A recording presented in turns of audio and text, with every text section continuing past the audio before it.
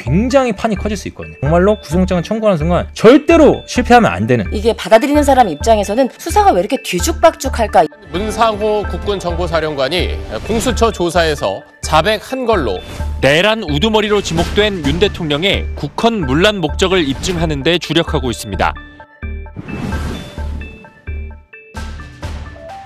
네, 안녕하세요. 단독 기사 뒤에 숨겨진 풍부한 취재 뒷이야기를 들어보는 특종의 발견. 오늘 진행을 맡은 저는 SBS 최고은입니다. 오늘은 저의 동기이자 서초동을 깊이 있게 취재하기로 정평이 난 임찬종 기자 모셨습니다. 임 기자 어서 오세요. 네, 안녕하세요. 저 SBS 법조팀의 임찬종 기자입니다. 이제 조금 서초동에서 다른 기자보다 상대적으로 좀 오래 있었던 편이고요. 저희 코너가 특종의 발견이니까 저희 그 단독 보도 부터 얘기를 좀 한번 해볼게요. 저희 SBS 단독이었습니다. 검찰이 윤 대통령에게 보낸 출석 요구서에 내란 우두머리죄 혐의를 적시했다. 이런 내용이었는데 이제 이 보도가 나갈 때까지만 해도 이제 검찰이 소위 체포 빌드업을 하는 게 아니냐 이런 해석이 나왔었는데 갑자기 공수처로 이첩이 됐어요. 이 검찰의 이런 결정을 어떻게 이해하면 될까요? 지금 검찰 안에 특별수사본부, 비상계엄 사건 특별수사본부라는 게 설치가 돼 있는데 그 안에 검찰이 주도를 하고 있지만 군 검찰도 파견을 받아서 같이 구성을 했기 때문에 이게 특별수사본부가 된 거고요. 물론 뭐 군 검찰이 안 와도 뭐 본부를 만들 수는 있지만 그런 상황이고 이제 검찰 안에 일단 검찰하고 군 검찰이 같이 있는 구조라고 보시면 됩니다. 그런데 이 특별수사본부 입장에서는 굉장히 윤석열 대통령 사건을 공수처에 넘기지 않고 우리가 직접 수사를 하겠다는 의지가 특히 그 시점까지만 해도 굉장히 강했죠. 근데 사실 대검찰청에서 그때쯤에도 이미 공수처란 사건 이첩을 하는지 마는지를 놓고 해서 협의를 하고 있었고 결국 대검찰청, 검찰총장이 결정한 것인데 검찰총장이 이제 넘겨야겠다, 이첩해야겠다라고 결정을 한 것인데 그 결정하기 직전까지도 특별수사본부 검사들 대부분은 그런 결정을 잘 모르고 있었어요. 조금 전에 이제 심우정 검찰총장 얘기하셨는데 이거 역시 저희 SBS 단독 보도예요. 이제 심 총장이 전국 검사장들에게 편지를 보냈단 말이죠.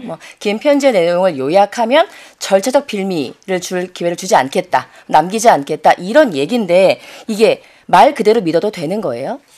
그렇죠. 일단은 사실 제가 이 법조 관련 뉴스나 뭐 이제 요즘 법조 관련 뉴스가 굉장히 정치적 시각에서 해석하시는 분들이 많으면서 제가 솔직히 말씀드리면 여기 이제 좀 TV 뉴스, 지상파 뉴스가 아니니까 조금 더 솔직한 표현을 쓰면 약간 무협지 수준의 얘기를 하시는 분들이 너무 많은 것 같아요. 그러니까 무협지나 뭐 약간 판타지 소설 사람이 근거를 가지고 추정을 하고 분석을 할 수는 있죠. 근데 이제 뭐 무슨 일이 있으면 이 배우에 깔린 의도가 뭐다. 물론 추정할 수 있습니다. 추정할 수 있는데 그걸 막 원하는 방식대로 누구는 어떤 사람이라 이랬을 거다. 검찰이 사실 이랬을 거다. 이럴 거라는 게 이렇게 막 추정을 하면 안 되고 일단은 그 자체로 일단 분석을 해보면은 일단 근거를 가지고 좀 분석을 해보면은 일단 심우정 검찰총장의 말이 뭐 절차적 차원에서는 맞는 말입니다. 왜냐하면 공수처 법을 보면요.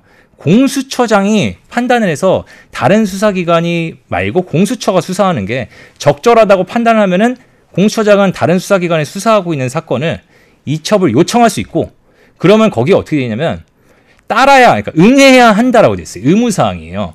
그러니까 이거는 그리고 그 판단 기준이 이 적절성의 판단 기준을 명확하게 공수처장이 판단하라고 돼 있습니다. 그러니까 한마디로 공수처장이 이첩해 주세요라고 하면은 그걸 응해야 할 의무가 있습니다. 법적 의무. 물론 이게 제가 뭐 8시 뉴스 출연해서도 여러 번 설명을 했는데 그 조항은 있는데, 그래서 이 의무 조항을 따르지 않았을 때 뭐 징역 몇 년에 처한다, 뭐 아니면 무슨 징계를 한다, 이런 강제 조항은 없어요. 하지만 이게 어떤 문제가 되냐면, 이 의무 조항을 따르지 않았을 경우에, 그러면 나중에 그래서 만약에 이 의무 조항을 예를 들어서 지금 그런 상황이 발생하지 않을 것 같지만, 만약에 의무 조항, 응해야 한다, 이첩을 해야 된다는 의무를 따르지 않고, 법적으로 강행 규정, 의무로 규정되는 걸 따르지 않고, 검찰이 그냥 윤석열 대통령 쭉 수사해서 기소를 했다. 내란죄로 만약에 기소를 했다.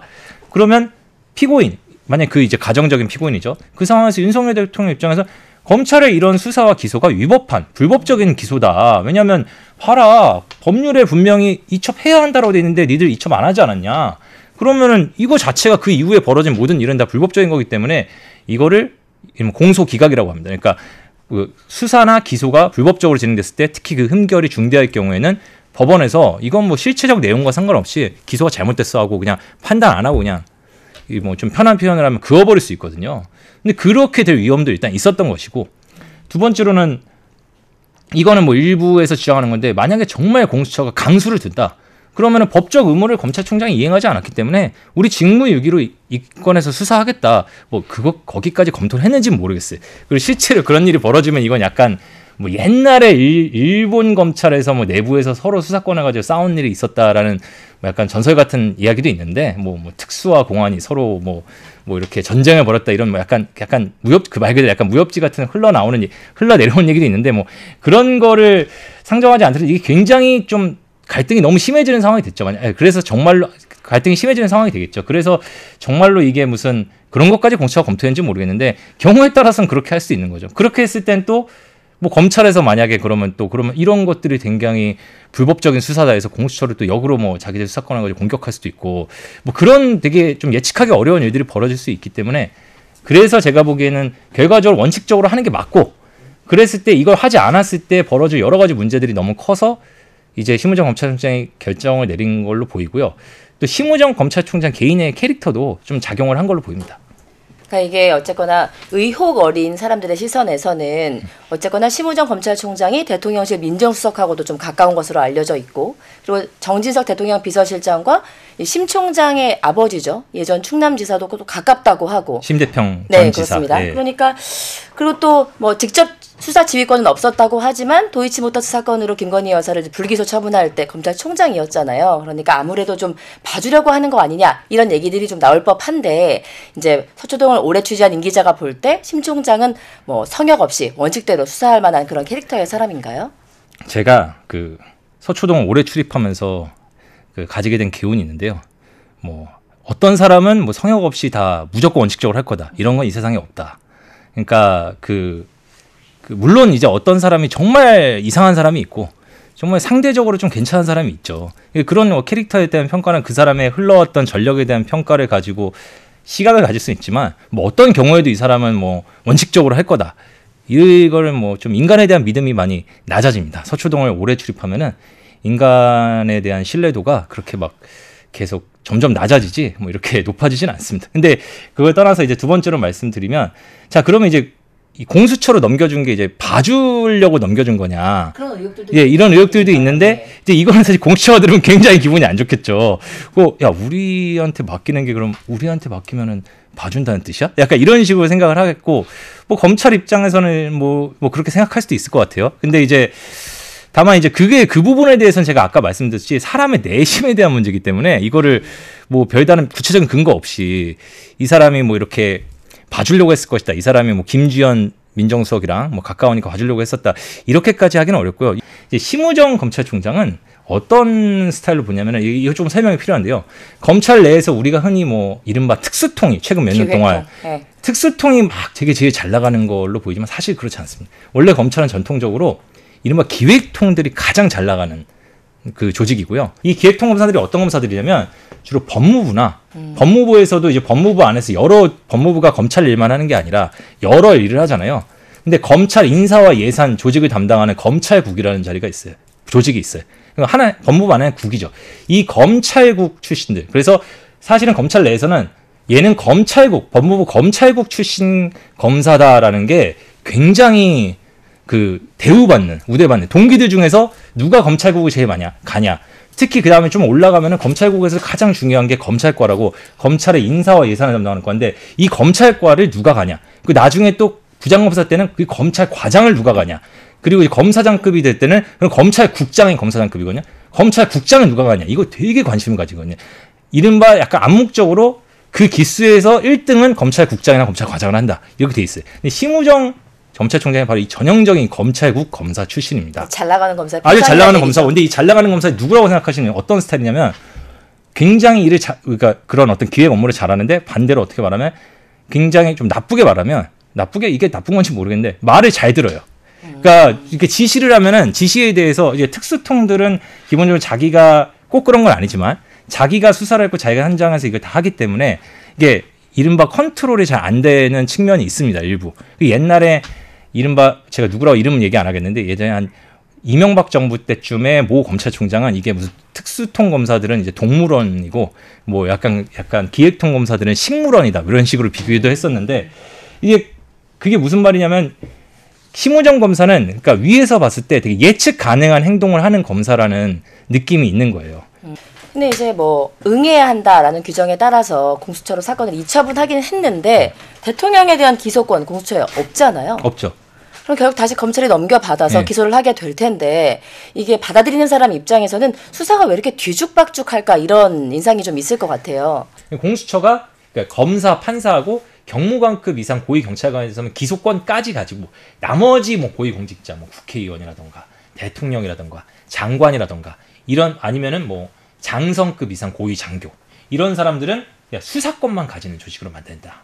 이렇게 만들어 놓은 게 이제 기본적인 구조입니다. 네네. 그래서 지금 그렇게다 보니까 지금 대통령은 지금 기소권이 없잖아요. 그렇죠. 대통령 수사를 하고 난 다음에는 이제 검찰로 다시 넘겨야 돼요. 지금 공수처가 이첩을 받은 다음에 윤 대통령에게 여러 차례 나와달라 요구를 했어요. 근데 이제 어쨌거나 계속 응하지 않는 상황이 됐잖아요. 그러면 사람들이 생각하기에는 세 번째 출석 요구를 하고 그래도 나오지 않으면 결국 체포영장 가는 거 아니냐 이런 얘기들을 하는데 또 어제 발표를 보면 시간이 좀 걸릴 것처럼 그렇게 얘기가 나왔단 말이에요. 어떻게 전망하세요?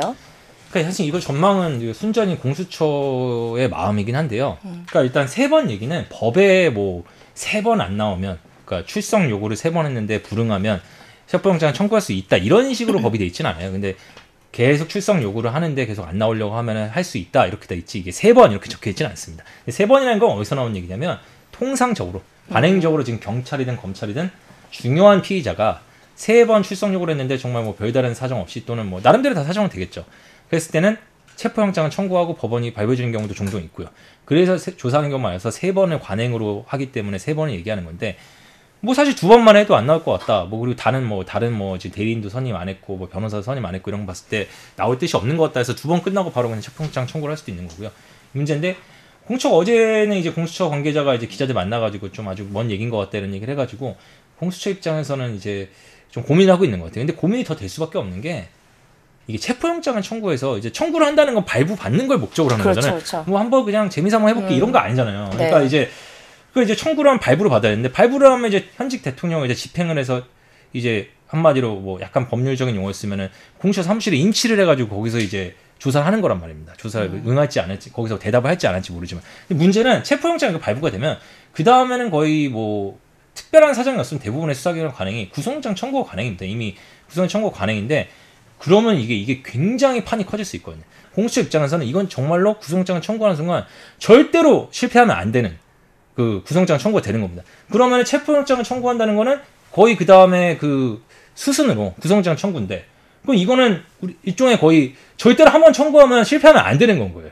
그런데 그럼 지금까지 그때까지 그러면 이게 우리가 조사가 충분하냐 이런 부분도 있고 그리고 더 솔직히 말하면 공수처가 지금 요번에 최근에 문상호 정보사령관 구속영장 발부 전까지 지금 거의 이제 3년이 넘어갔는데 3년이 훨씬 넘어가는데 21년 출범했으니까요. 네, 21년 출범했고 이제 거의 4년이 다 돼갑니다. 근데 구속영장 청구를 5번 했는데요. 5번 다 기각당했어요. 그러니까 문상호 정보사령관이 첫 구속 피의자죠. 네. 그 공수처가 구속영장 발부에 구속영장을 발부받는데 성공한 첫 피의자입니다. 그러니까 그 전까지 그리고 공수처가 기소를 해서 유죄가 확정된 사례도 없고요. 그러니까 아주 솔직히 말하면 공수처 스스로도 어느 정도 인정하는데 검찰이나 이런 다른 수사기관에 비해서 수사 역량이 객관적으로 굉장히 떨어집니다. 아마 이런 점이 지금까지 공수처의 객관적인 수사 역량이나 준비 상황 그리고 이 구속영장, 체포영장 또는 구속영장 청구의 이후의 결과가 전체적인 전국과 상황에 미친 영향을 고려했을 때 굉장히 고민이 될 수밖에 없는 상황이다. 이렇게 보입니다.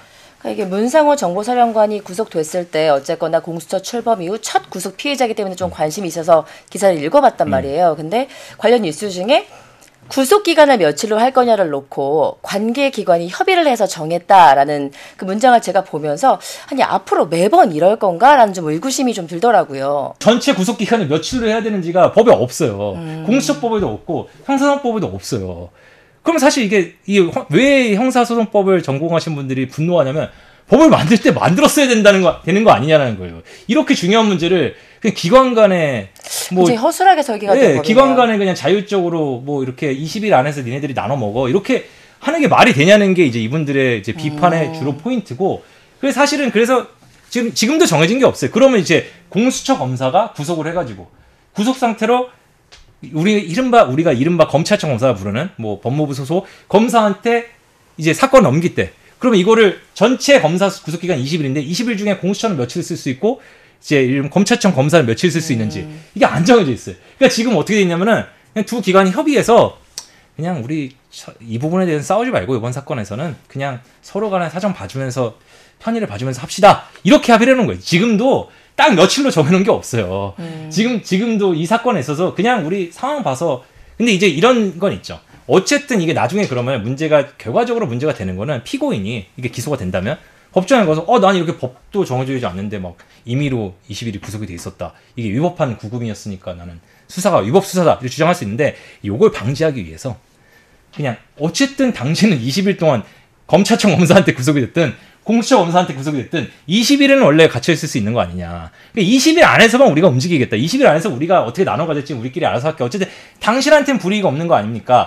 이런 주장을 만들기 위해서 최대한 보수적으로 사실 검찰청 검사들은 일부에서는 이런 경우는 공수처는 사법경찰관이니까 저쪽 열을 우리 20일 하는 게 맞지라고 생각하는 사람도 일부 있지만 그렇게 됐을 때는 이게 법이 정확치 않아서 아직 문제가 될 수 있으니까 그냥 최소한 보수적으로 20일 안에서 우리들이 그냥 알아서 나눠 가지자 이렇게 된 거예요. 그러니까 이런 부분부터 문제가 되는 거죠.